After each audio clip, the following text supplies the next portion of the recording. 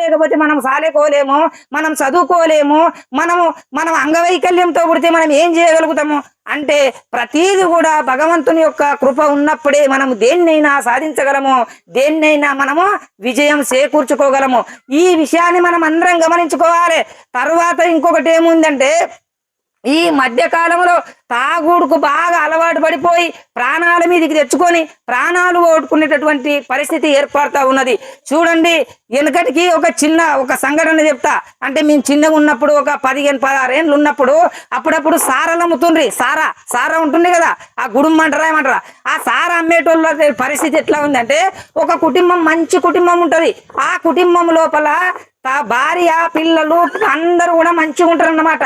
మంచిగా ఉంటే ఆయనకి ఏమవుతుంది, భార్య ఉంది, 2 పిల్లలు ఉన్నారు, తను ఉన్నారు. ఆయనకు ఒక దురుద్దేశం ఏం పుట్టింది అంటే, అరే ఈ సారా తెచ్చి అమ్మితిననుకో నాకు దాని మీద 10,000 రూపాయలు కమిషన్ వస్తుందని చెప్పేసి ఆ సారాయిని తెచ్చి అమ్మడానికి ప్రారంభిస్తాడు అన్నమాట. సారాయి అమ్మడం వల్ల ఇంట్లో ఏమవుతుంది, రకరకాలైన వాళ్ళు ఆ సారా అమ్ముతారా ఇంట్లో అని చెప్పేసి రకరకాల వాళ్ళు తాగుతులు అందరు ఇంటికి రావడం ప్రారంభిస్తారు. మరి ఇంటికి వచ్చేసరికి ఏమవుతుంది, ఇంటికి వచ్చేటోళ్ళకి ఇంటికాడ ఆడపిల్లలు ఉంటారు, వాళ్లకు ఇబ్బంది ఏర్పడుతుంది. వాళ్ళు రకరకాలైనటువంటి ఆ ఇబ్బందులకు గురవుతారు. తర్వాత వాళ్ళు ఇంటికి వచ్చి తాగడం వల్ల ఏమైతుంది అంటే, ఆ ఇంట్లో ఉన్నటువంటి పిల్లలు వారే గిట్లా తాగుతారు గిట్లా అని చెప్పేసి వాళ్ళు కూడా ఆ తాగుడికి అలవాటు పడి వాళ్ళ సంసారం అనేది మంచిగున్న సంసారంలో నిప్పులు పెట్టుకున్నట్లయితుంది. అంటే ఏదైనా మత్తు పానీయాలు కానీ శరీరానికి హాని కలిగించేటటువంటి వస్తువులు అమ్మడము నేరమే, తర్వాత దాన్ని తాగడం కూడా నేరమే. అది మంచి పద్ధతి కాదు. దీనివల్ల చాలా మంది ప్రాణాల మీద తెచ్చుకొని చిన్న వాళ్ళు ప్రాణాలు కోల్పోవడం జరుగుతూ ఉంది. అది ఎట్టి పరిస్థితుల్లో మనము దానివల్ల రూపాయో 2 రూపాయలు 10 రూపాయలు 20 రూపాయలు మిగులుతాయి అన్నటువంటి ఉద్దేశంతో అవి పల్లెటూళ్ళల్లో అమ్మడం వల్ల దానివల్ల వాళ్ళకు చాలా అమ్మేటోళ్ళు కూడా చాలా పాపం వస్తుంది. తర్వాత అది తాగడం వల్ల వీళ్ళు ప్రాణాల మీదకి తెచ్చుకుంటున్నారు. కాబట్టి ఎట్టి పరిస్థితుల్లో ఈ పల్లెటూళ్ళల్లో కూడా ఈ యొక్క ఏదైతే ఈ మత్తు పానీయాలను అమ్మకూడదు. మరి దీన్ని దృష్టిలో ఉంచుకొని మనము మన పిల్లల్ని కాపాడుకోవాలి. మరి ఎదుటి వ్యక్తులు తాగేటోళ్ళే పాడైతారా కాదు, తన సంసారం కూడా ఇప్పటి పూర్తికి పైసలు వచ్చినట్లుంటది, కానీ తన సంసారం కూడా ఏదో రకంగా పాడవుతుంది. వాళ్ళ పిల్లలు నష్టపోతారు, వాళ్ళ సంసారం నష్టపోతుంది.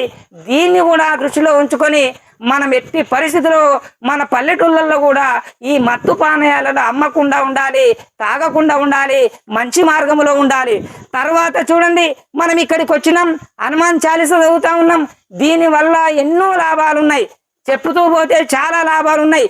చిన్న పిల్లలు చదివితే చదువు మంచిగా వస్తుంది, జర పెద్దవాళ్ళు చదివితే వాళ్ళకు మంచి భర్త వస్తాడు, ఒకవేళ యువకుడే అయితే వాళ్ళకు మంచి భార్య వస్తుంది.